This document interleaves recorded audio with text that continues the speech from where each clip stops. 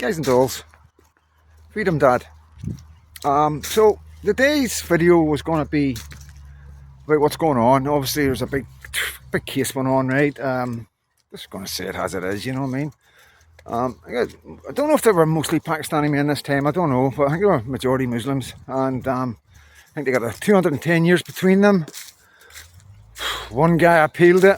I think he was doing 12 or he was doing 11 and they upped it to 15 or something like that, 16. He appealed it and they put it up. You know, a lot to take out of it all, like, you know what I mean? I'm a wee bit taken aback by it all, to be honest with you. But let's stick with what we know. I'm not going to bring everything right now. I'm just saying these like a wee bit of a, I don't know if it was a dilemma, but when I was sitting thinking about it, you know, obviously, and I say I need to bring that to my followers in the end. I'm thinking to myself, you know, a wee doubt came to my mind. I think, should I? You know, then I'm thinking to myself, what's got into you? You know, but I think this is just the way the world is right now. You know what I mean? So obviously there was restrictions on reporting on this thing, and it's been going on, believe it or not, for I think about 10 years. You know, 2 separate trials. What I'll do, just Google Halifax. It's a Halifax grooming gang, which branched out into other cities. It's quite bad, so it is, really bad. As they all are, you know. This is what I mean, you know what I mean? It's like all the things I can talk about, you know.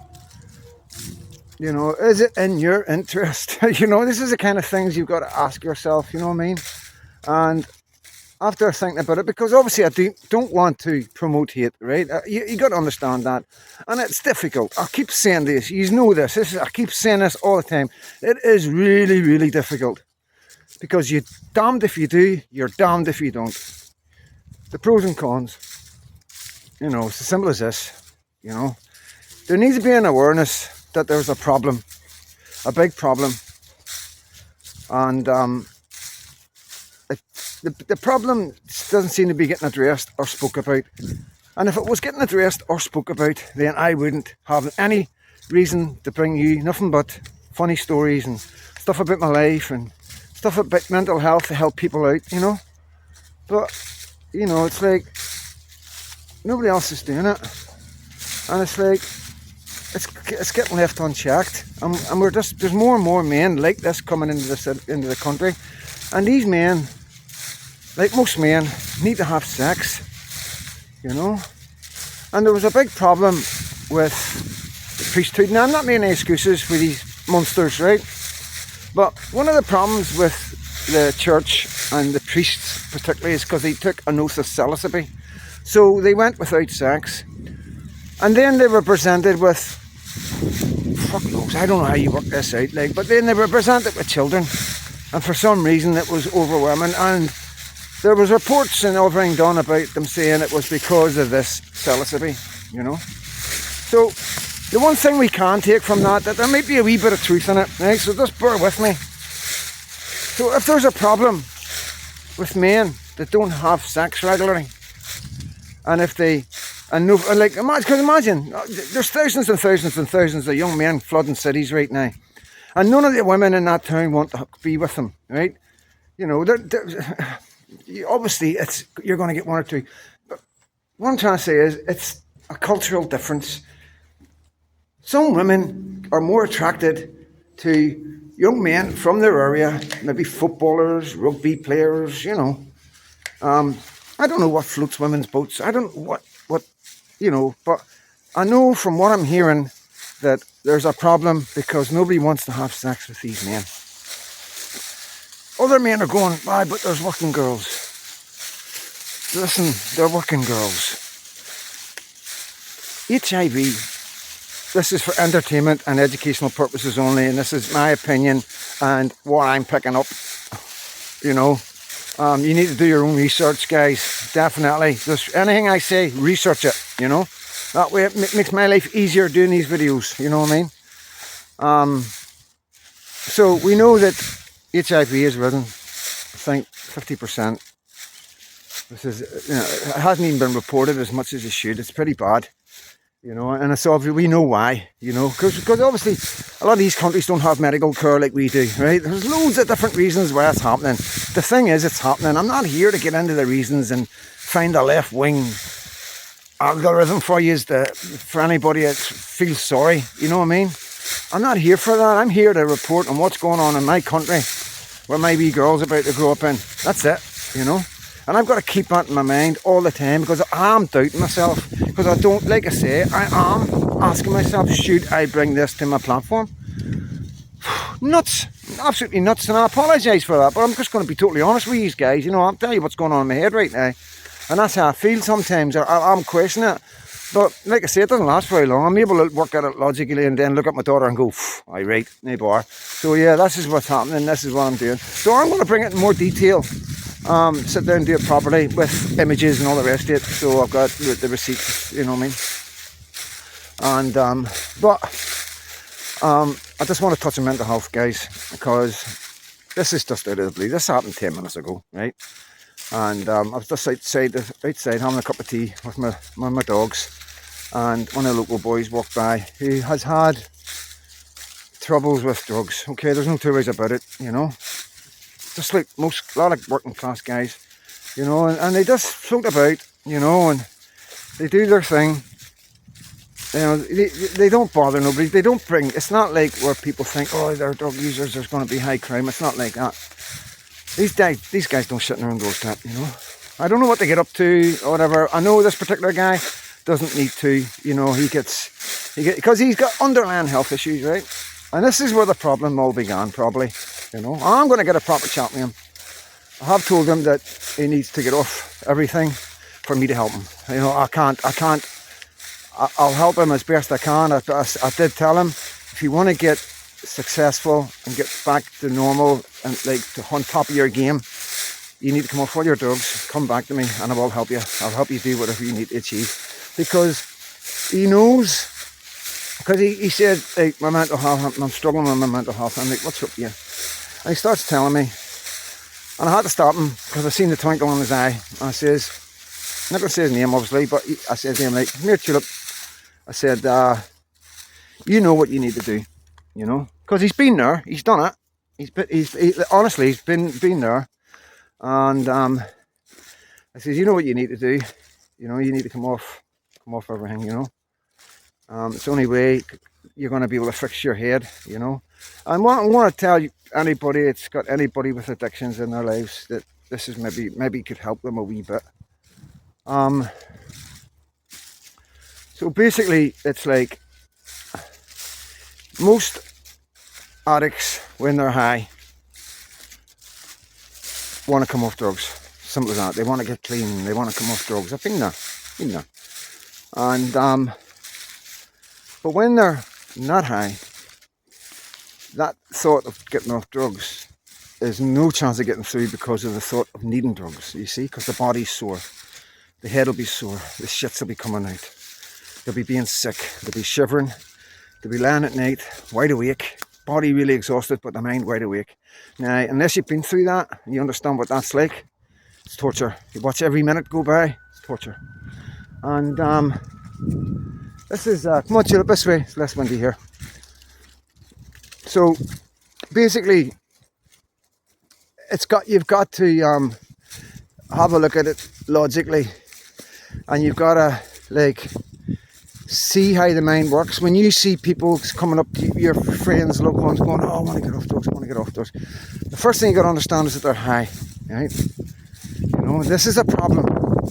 So they all want to come off drugs when they're high, you know, and you can't help somebody when they're high. You got to understand that it's impossible. It's impossible.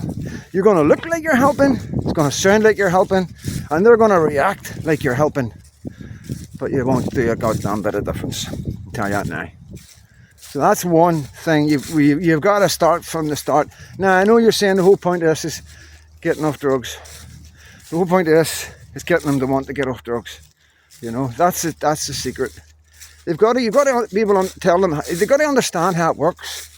You know, I'm going to try and show you in a diagram, if I can find a way of doing that, how it works. And it's basically like, you know, they've got to get into a mindset where they know, because when they're coming off drugs, this way, Tulip, there's a well there, I'll never get her back. You got to get, sorry, I lost my way because of the well I'm thinking about. Okay, there's an old ancient well. I try not to ever go anywhere near it. I don't think I covered it up with stuff and all that, because anything goes into it, they're gone, you know. Yeah, so basically you've got to let them understand that when they're coming off drugs, most drugs, your body, your wee brother, this is where the wee brother comes into it, guys. The wee brother does nothing but try and trick you. You know, this is all your brain that does most of your stuff to your body. Gives you anxiety, it makes everything move quicker, like your bloodstream, you know, it's where you get the headaches and you got the runs and everything. It's all to do with the wee brother, the wee sister. And they're going to do everything in their power to get you back onto what makes the wee brother happy. Where the wee brother can go, yeah, this is, you know what I mean? This is better, you know? Because at the minute, when you stop taking them drugs, the wee brother's in turmoil. You know, absolute turmoil. And it's trying to get across to people that that's what you've got to expect. But one day is never worse than the last. You know, and once they understand that simple form, that one day is never as bad as the last, right? Then I honestly think it's a step closer to them understanding how it works. Now, once they understand that they need to stop, you got that bit, they need to stop, they want to stop, and then they understand the next bit that, you know, no matter how I'm feeling today, tomorrow's going to be a wee bit better, you know? Even though they might notice it, you know? And you've got to also understand this, like you cut yourself, your body heals inside as well as out, you know? And that's a big problem, you know, people, when you're feeling that ill, you know, like, imagine like, it's like train spotting, it's like a flu, like the worst flu, aching body, aching bones, oh God, I can't even imagine, I can't explain to you how bad it would be, because I've never went that far, but I know people, and they go through hell. I've been in cells with people going through hell. I've heard people screaming, coming off things in prison, you know. I've seen them, it's brutal, absolutely brutal, you know. And but you know, the problem is the wee brother's constantly saying, as soon as you take something, this all goes away. The minute you go and get that, whatever it is you need, boom, depending on what it is, a couple of seconds, a couple of minutes, you know, it's all gone. And that's constantly, the wee brother's constantly saying that. The wee brother isn't going, you know what, don't worry about it, mate, tomorrow's going to be better, you know. The wee brother isn't doing that. And that's the difference between the wee brother. This is how serious the wee brother thing is. That's why I keep trying to get people to connect you from that, you know, because you're not going to get anywhere until you realise that you're in here, you know. But yeah, it's difficult. It's difficult because when you're like that, you can't see an end. You can't see an end to nothing. For some reason, you just feel that this is what it's going to be like for the rest of your life. You know, even though you know it might only be, I don't know, 2, 3 weeks, months, I don't know, days. I really don't know. Everybody's different and every drug is different, you know. I think the maximum would be 3 months of going through a difficult time. Probably a month of that pretty bad, down to a month of a really bad time to a week of that really, really bad, you know. So I reckon that's probably where the scale is. But I reckon about 3 months of not getting the right sleep, losing the appetite, bad thoughts, depression, you know, no eating, all sorts of things come off, all sorts of things, and it's just a vicious circle, you know. You know, at the end of the day, every single drug user needs somebody like me sitting next to them, you know, day by day, telling them exactly what's coming and how long it's going to last, and they keep giving them that bit. Listen, keep going, you know. I promise you, once you get to this bit, that's it. And this is the thing that people don't know. This is what I'm trying to get across, this point here. Once you get to a certain stage, once you've been an addict, And this is my experience of meeting some of my best friends have been addicts. Some of my best friends have lost millions on crack cocaine. And yeah, I like no, we talk about in prison. We talk to each other. We have to tell each other stories. You know, our experiences. And I've always been interested in people's experiences for some reason. And the one thing that always came across is that nobody really knew how good it was going to get for them. Nobody knew that if they got to a certain stage, that they would never look back. They would never go back on drugs, you know. Now, don't get me wrong. That's not excluding trauma. You get to do everything right, come off everything, get hit with trauma, like I did with Sammy, and then boom, you know. That's where I went. I got, my downfall was trauma. That's everybody's downfall, be trauma. But if you're an ex-user, this is who we're talking about. We're talking about people who've had addictions. You know, I know how hard it is without an addiction. You know what I mean? How what it done to me. So can you imagine somebody coming off drugs who's been using drugs most of their lives, and then they come off it, and then boom, they lose their mum, they lose their wife, they lose their son, their daughter. I know so many guys that went on to drugs because they lost their children. Honestly, like, I swear to God, like, quite a lot of guys I met in jail, and like out of the hundreds of thousands, quite a lot of guys had stories of where they'd lost their child for some other reason, and their life went downhill ever since that, you know. And you know, you got to understand, if you've got an addiction caused by trauma, then that's always going to be a risk to that person all their life, you know. And it's understanding all these things, guys. It's trying to get all these things down so the person knows exactly, you know. And this is the problem.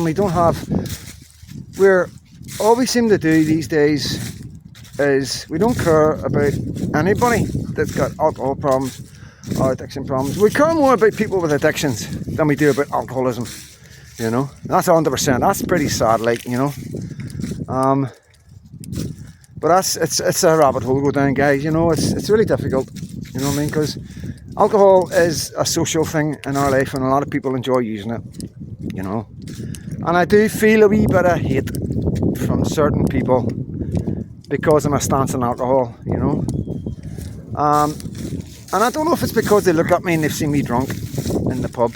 You know, and they think, "What's he talking about, man?" You know what I mean? But they don't know I was never a drinker. They don't know just because they see me in the pub. It's probably the first time I've been had a drink like that in a long time.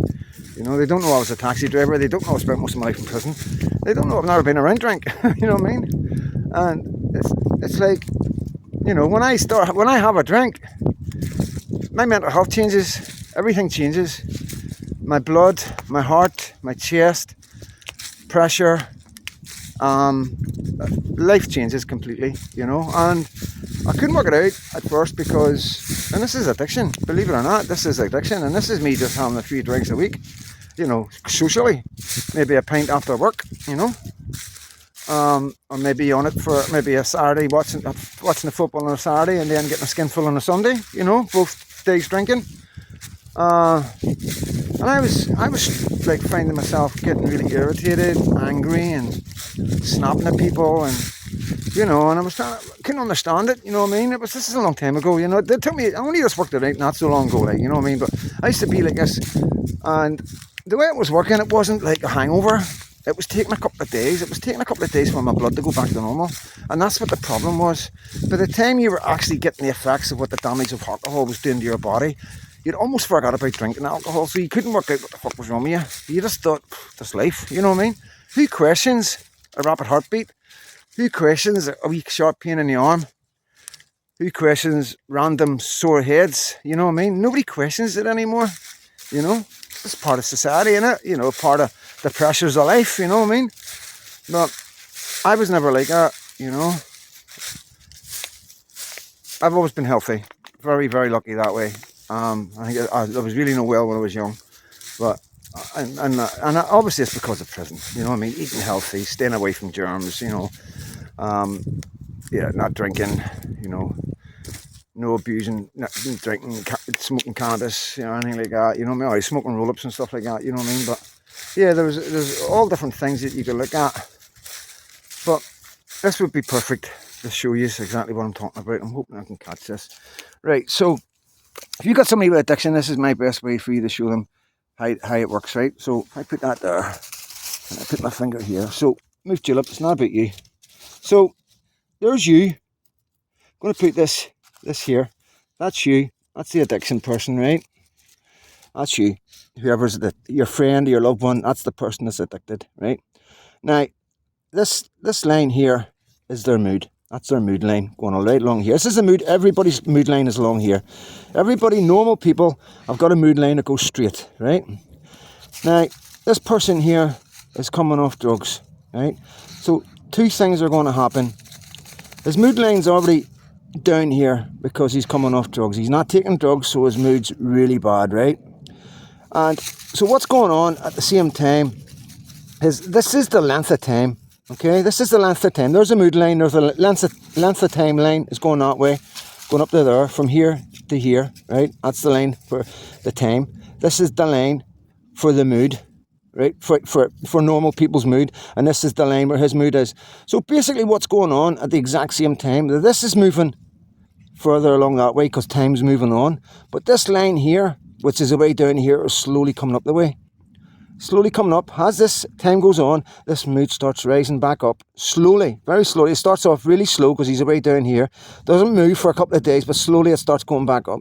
So maybe a month or 2 months down the line, when the time limit's here, maybe 2 months is along here, right? Here's the mood line. So his mood line is now coming back to normal.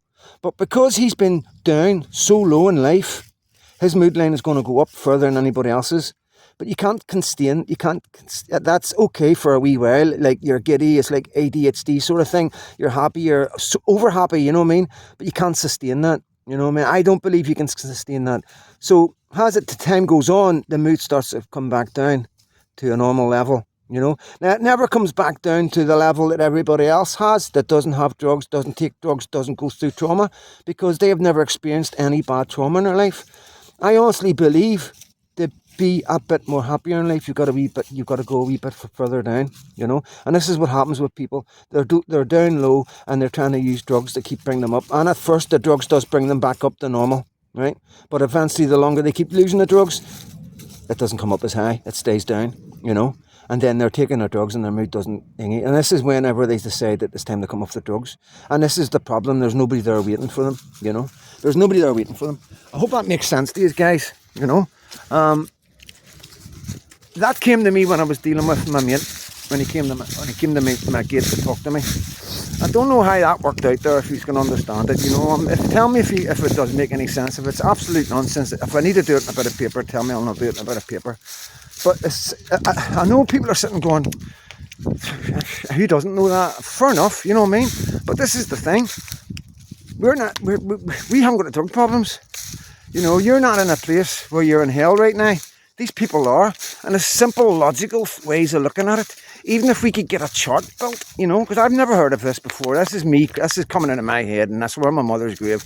110. I always say, maybe I picked it up somewhere. I've never picked that up anywhere. You know, I mean, 100%, you know. That's just the way I try and explain, how I can see it, you know, with the stuff I've been through with trauma, how it works. And my problems with drugs in the past, you know, that's how I felt it worked with me. And the only way I'm able to talk about that and know this is because I've got through it. I've managed to get through that bit where I've went up high and then I've came back down and I've levelled off, you know. And like I say, you sort of don't level off. You're always going to be that happier, you know. You always, I don't know what it is. It's almost like a childiness people with trauma have. It's like, sometimes I think I'm still locked as that 9-year-old, 8-year-old that lost his mum, you know. I really do. Sometimes I feel so childish. I love things that I would never let my mates know because they would just think I was nuts, you know what I mean? But sometimes I think secretly they just don't have the balls, you know what I mean? That's what I think, you know what I mean? I don't know how to explain it. I don't even know what I'm talking about. They just walking the dogs and, you know what I mean? Like the conkers. Like I fucking love conkers. I think it takes me right back and it makes me feel really good. You know what I mean? And I get excited. I can't help that. You know what I mean? But there's loads of things like that I get excited in a childish way that I know that I should be a bit more mature, but I can't help it if it makes me happy, you know? That makes me happy. I'm going to go this way. So I can't apologise for that, you know what I mean? But this is, the only reason I know what I know is because I've been through what I've been through, you know what I mean? And like my mate, I just want other people to try and understand the logics of it all. If you can get the simple logical thing in your head, you can overcome your wee brother, you know? It's basically dazzling him with logic, you know? If you've got logic, your wee brother can't argue with logic. You got to understand that. It's black and white, you know what I mean? But it only works if you believe yourself. You could believe in yourself. It only works if you really want to stop whatever you're taking. And I mean, this goes for anything, guys. This goes for cannabis, goes for alcohol, goes for any addiction. Now, I'm going to say this: if you've got a problem with alcohol, you have to see your doctor. I don't care who you are, I don't care what you take, I don't care if it's spirits or beer, do not just stop drinking alcohol. Please. Please be very, very careful. Because like I say, alcohol thins your blood. Can you imagine your blood thinned for however long it is you've been drinking? And then all of a sudden you stop and your blood starts to thicken up again. Can you imagine what that does to your arteries and your heart? You're not going to make it. I promise you won't make it. You'll be lucky if you make it, but you'll end up, you'll be blue-lighted at some stage of the game, you know. So please be careful, guys, you know. You can do it. I promise you, everybody can do it, you know. And this is another big problem. People just don't think they can do it. They just don't think they can cope in life without whatever addiction that they use. And that's a big one. You know, it's like the wee brother. That's what the wee brother's doing to you. You know, it's like the wee brother telling me that I'll never get fixed. No point going to a psychologist. They'll never fix you. You know. You know, that's where that comes from. Like, to be honest with you, you know, it's all up here. You know what I mean? And it is a problem. I don't know where it comes from. I don't know if it's you, if it's, you know, if it's somebody, if it's a spirit, if it's evil, if it's good. I don't know what goes on. All I know is you're in here. And you need to always remember that. That's the main thing for anybody dealing with stuff, is you're in here. And this is why you always know what you need to do. You know, if any addict comes and asks for help, the first thing you say is you know exactly how to help yourself. Because you can't mess about. You cannot mess about. You know, you cannot waste time. And I'm going to be fucking cruel to be kind here, but you cannot waste your time on somebody who is high that comes to you and wants to come off, right? Because they know they've got to come to you when they're struggling, when they're off drugs. And that's when you can put everything into it, you know. Because if you put everything into it when they're high, you've wasted your time. There's a good possibility you've wasted your time. You could have used that time to help somebody else. And that's why I'm saying that. And you've got to let them understand that as well, you know. And also, if you keep wasting your time on them when they're high, it's going to sound so monotonous when they're sober. You get me? It's not going to work. You know what I mean? And that's another problem.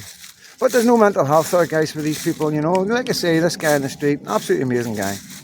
He really is. He's got a heart of fucking gold. This is what I keep saying to people. All these guys in prison, most of them in for drugs, are all from children's homes. They're all from broken families, you know what I mean? This particular boy, he started off with medical problems, whereas they give him medication for it. The medication's led to other problems, psychological problems. And he went down. He was looking for something to keep him happy. He was looking for something to get him out of his mood. And he turned to drugs. Like most people do in the working class areas. They try it, let's see if it works. Oh wow, I don't feel sad no more. Actually, I feel absolutely amazing. I want to talk to everybody. You know? Fucking freezing outside and you're wanting to jump about in a vest. This is what it does. It's like Weetabix. You ever see the Weetabix advert with the glue? That's what these drugs do to people, you know? Gives them a glow, makes them feel alive again because they were down inside, you know. But as we all know, eventually that goes away, and then they're just taking the drug to stop them feeling really, really bad, really 100 times worse than what they were before they started all this, you know. And it's almost like nobody cares. It's like it can't be sorted, it can't be fixed, you know. I don't understand how, if I had a town, I guarantee you there would be no drugs coming into that town. Okay? If I was in charge of a city, I guarantee you there wouldn't be a single drug in that city. Drug users would need to leave the city because they wouldn't get anything in that city. And, you know, I don't care what anybody says. I know how to do it quite easily.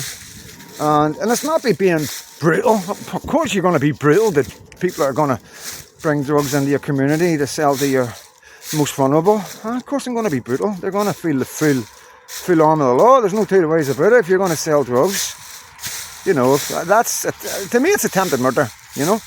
These guys know what they're doing. That's why I've never done it. I could have been a drug dealer. I've known plenty of drug dealers, you know what I mean? Of course I do. I've been in jails all over Britain. Jeez, it's a moral thing for me, because I've grew up working class, 2 children's homes, and I see it's all people like me that end up like buying these drugs of these people. So yeah, there's many options. So there is. You got to understand the drug world is full of grasses and snitches. You know, if you got a drug user in the police station and you keep him there for 2 days, after the 3rd day he's going to need a fix. He's going to tell you whatever you need to know. You know, they're all going to stick each other in. That's the way it goes. It's very, very easy. And it doesn't make any sense to me. Come on. Doesn't make any sense to me. The problem, we've got so many drug dealers, and I'm talking major drug dealers that are moving boxes, you know, 4 kilo in a box, boxes of drugs throughout this country. The reason why they're doing it is because there's no deterrent. But they get 12 years, you know. Some cases they do 6 out of that, you know. Some cases at the very worst they would do maybe 8 at a very push. Nobody does 12 years, you know what I mean? And I'm being extreme by saying 12 years. This is the kind of sentences these guys are getting. Now they're making millions and millions. They are, you know. You can get a kilo for around about 6-7 grand, if you know, right? And you can then turn that to about 37 at a push, you know. 27, 28 all day long, you know what I mean? But you could probably push it up a bit.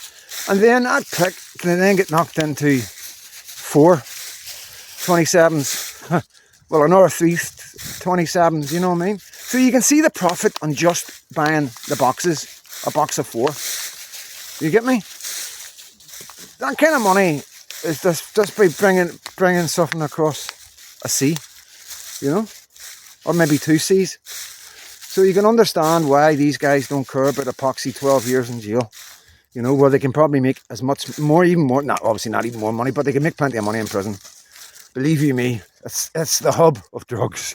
You know, why would a drug dealer be scared of going to prison? Let's be honest. So yeah, I would make changes, big changes, you know.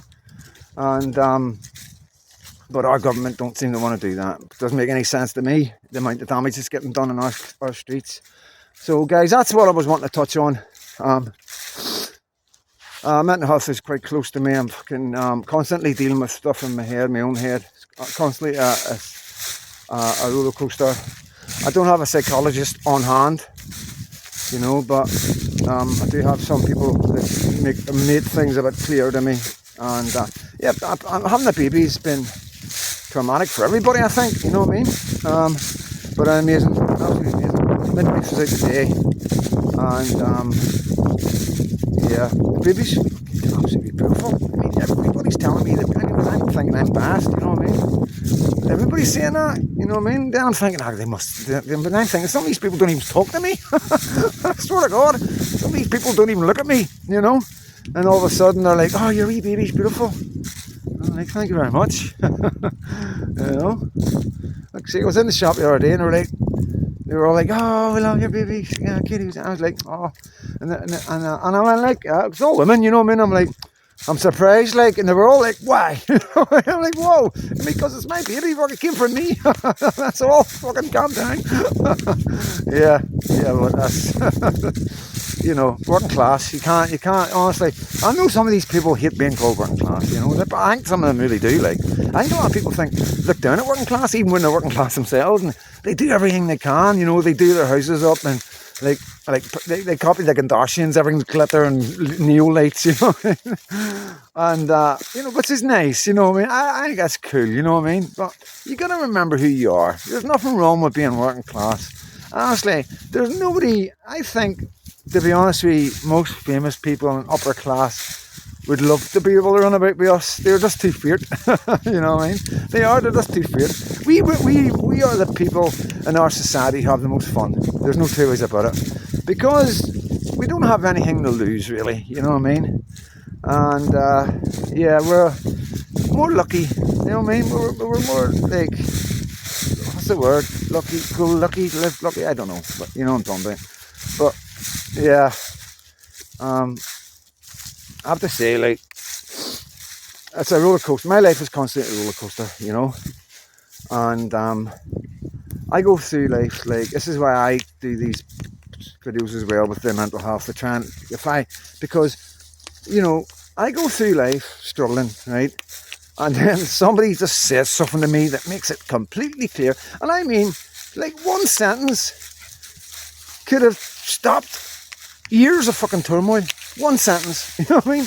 And that's why I try and do these videos, to help people, to help other people. So if you know somebody, one of your loved ones, and you're able to sit down and talk to them and explain to them all about the drugs and how you let them understand what they're going through, how it works, what they need to do, what the end result is, how long does it take, you know, how good can it get, you know what I mean? And then, you know, I don't know where you go from there, because there does need to be help. You can't just, these guys can't do it on their own. It's impossible. It's too hard.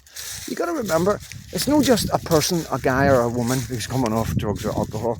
It's not just about what they're going to go through. You got to understand they've built social circles in that lifestyle. You know, their friends, and not only that, but their friends will have children who will call them auntie and uncle.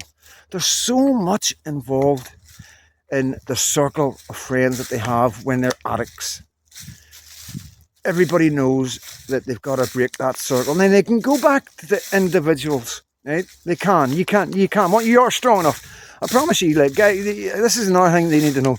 They will be strong enough. People say, oh, you don't ever go. I promise you, they will get to a stage in life, and I've heard this from so many guys and girls. They will get to a stage in life where they'll look back and they'll go, why did I even go down that road? You know? And they'll get to another stage in life, so no matter how hard life gets, they still won't go back near anything. They still won't touch a drink. Because just like they got used to taking drugs, you get used to not taking drugs. You get used to drinking, you get used to not drinking. You get addicted to drinking, you get addicted to not drinking. I promise you guys, it all works exactly the same. You just need to know how it works. You need to trigger your brain to know how it works. Once you've triggered your brain, you've clicked in and that wee button into play, that's you. You're good to go. You're good to be able to help other people as well, you know. If you've got the time, the resources and the energy, because trust me, it's really difficult. It's really difficult. And it shouldn't be down to us, you know what I mean? Shouldn't be down to, everything's down to social media now. Everybody's turning to social media for the news and everything else. And that shouldn't be like that, you know what I mean? But I've got loads of stuff to bring to you, like the stuff that's been going about in my head, stuff about America. America's mental right now. Along with that, 37, can you believe that? Can you believe that? I promise you, right? I don't know, some of you know this, some of you don't. Some of my best friends still, like, I tell them 73 and 37 is in my life all the time, and I don't know what it means. It's really doing me nothing.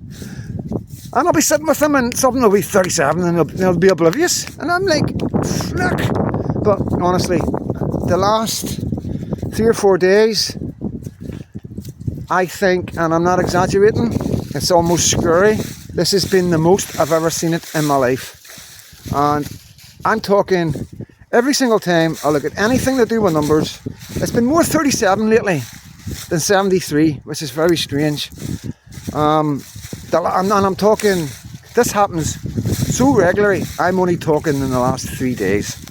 Okay, because I will see the number 37 and the 73 in ways that you would never, even you, if you were with me, like, you ask any of my partner, anybody around me that knows me, they are like, they get freaked out now with it, you know what I mean? Because it is unbelievable, you know what I mean? If I put a football bet on, I go on football bet, right, and put 8 teams on, and say £6.90, all the different odds, boom. My return will be £37. I got one not so long ago, 37 and 37p. £37 and 37p, you know. And I had 3 of them out of 4 bets, 4 weeks.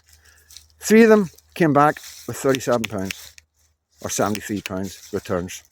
Promise you that. One of them was even 37 to 1. I'm not exaggerating. I promise you guys, I'm not bullshitting you. It freaks me out. It does, because I don't understand it. I actually had a wee conversation with the above this morning, asking, because it's like, I sat down, something happened. The number appeared somewhere. I can't remember where it was, because it's happening that much, you know what I mean? And I've actually asked above, why would you do this to me? Why would you show me these numbers when you know I don't know what it means? I always say it's a message, and this is like me and Katie's had this back and forth. She says it's good, I feel it's bad. You know what I mean? It's she's convinced it's really, really good. You know what I mean? And but because I had it with Sammy as well, it's hard, because obviously I lost Sammy, I lost Sammy's mum, I lost Sammy's dad, and I lost my stepdaughter. Really, you know what I mean?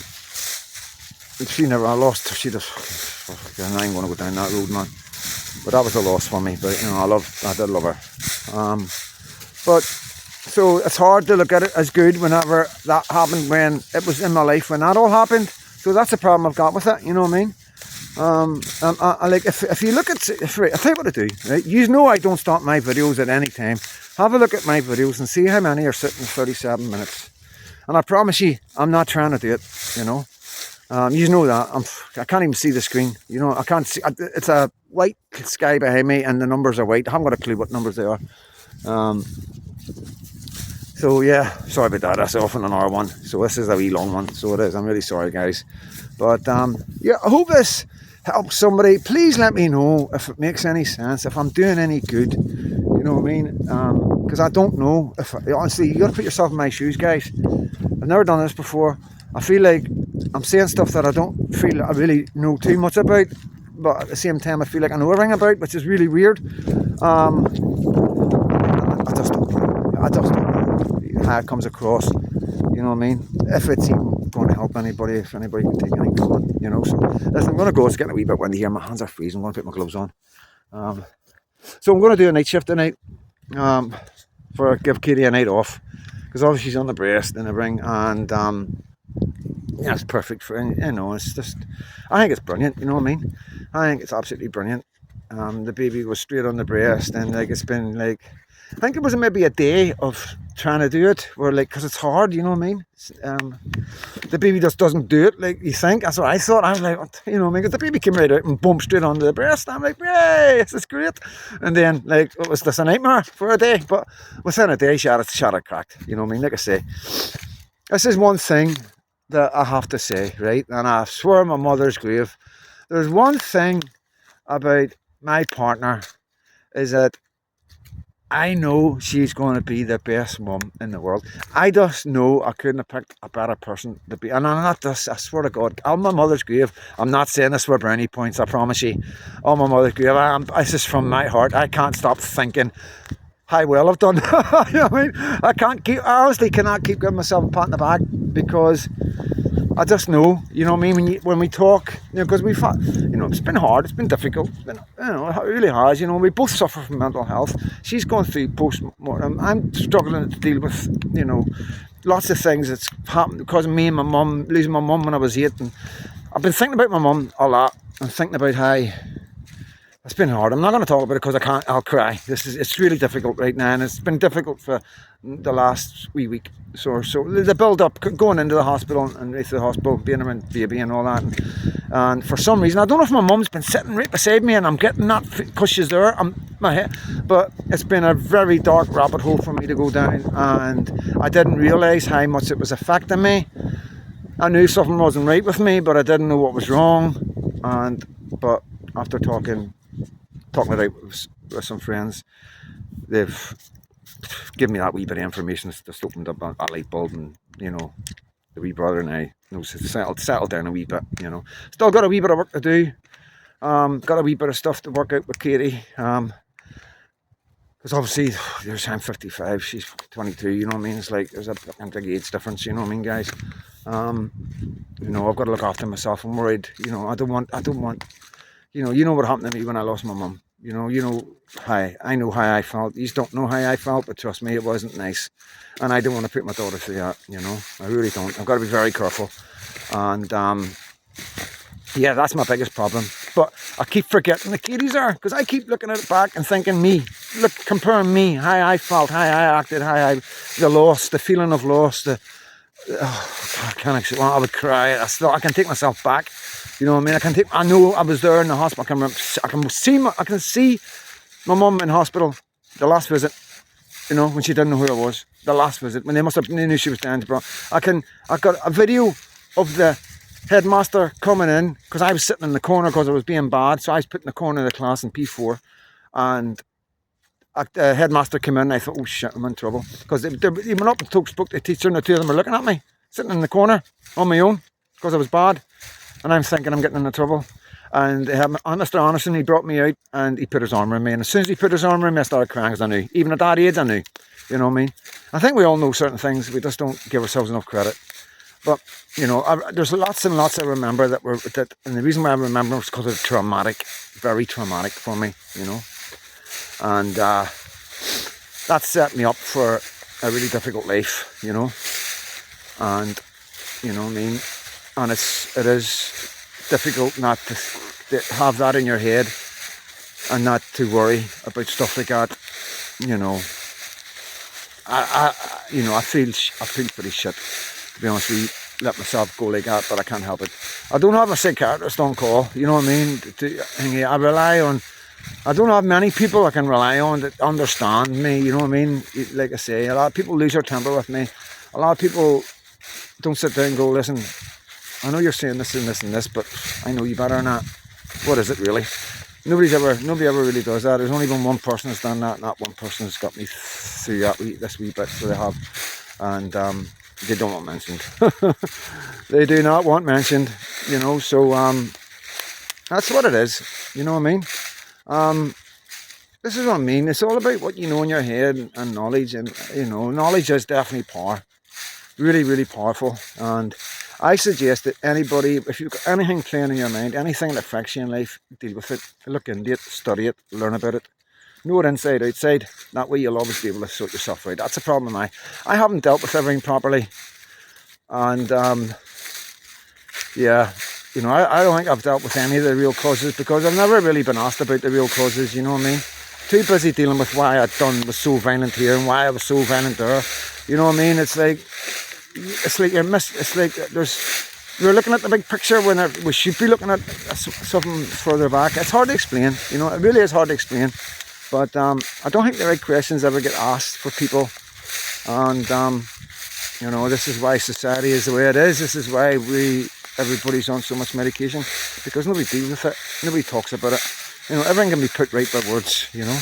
You're able to fix yourself. These are all everybody's mendable. Some people are born with mental health issues, really serious mental health issues, yes, fair enough. But, you know, most of us are suffering with mental health because of trauma. We were all born okay. We were all born without any problems, you know. We're all born happy-go-lucky human beings. And it's what we deal with in life that turns us into who we are later on in life. And that tablets doesn't fix that, you know. And we need to get that out. We need to get that message out. So we do that, you know. This is just my opinion. For me, definitely wouldn't fix me 100%. It would cause other things to come up, like insomnia, depression, anxiety, paranoia. You know, it would trigger maybe stomach issues. You know, that's me, you know. I'm not telling anybody not to take medication. I'm not telling anybody ever take any medical advice from me. I'm talking about my experience in life, and that's all, okay? With that, I think I've covered myself. I don't think YouTube will hit me with a hingy now, because you've got to be very careful. Honestly, you can't talk frank anymore. But I understand it in a way, you know what I mean? You don't want to give medical advice to people. I don't want people to stop taking their meds, you know what I mean? Shit doesn't case, I don't know, you know what I mean? But, yeah. I just don't want people to start, you know. I think that's, you know, if you can try and work it out another way, you know, just don't jump straight into an antidepressant. Try and find out what's going on with your mind, because you weren't born. I'm not going to go on it, because it's a very touchy subject. My personal opinion, it's only my personal opinion. Some people do believe they're born with depression, and I'm not in any way qualified to disagree or argue with that opinion. I'm only talking about me and my opinion. I'm going to leave it at that, because I'm just digging a bigger hole for myself. But thank you all so much. I'll bring a wee photo, Lucky. a wee video for you is just, you know what I mean, it's just nice, isn't it? You know what I mean? You've been nervous. I know I say I'm not going to go on and on about it, you know what I mean, but and I am going to bring another video about what happened with this trial, so you understand it, and just for awareness, you know what I mean. We definitely need to know what's going on, you know what I mean, because there's a lot to take from it, a lot of information. But listen, guys, love you all, love all your comments, amazing comments as always, and I've got a wee bit more time in my hand at the minute, so I will reply a wee bit more in detail. Love you all. Amber, love you, still my best friend, and yeah, it's just life, you know what I mean, just life. But yeah, I'm not the most easiest person, so I am to deal with sometimes, and I know that, you know, none of us are, but I've got nothing but love, you know what I mean. Don't mean to hurt anybody. I really not out to hurt anybody. I mean, I'm not that type of person, and I just deal with things differently, and it comes across maybe like I don't care, I don't know. But anyway, all my love, and God bless every single one of you.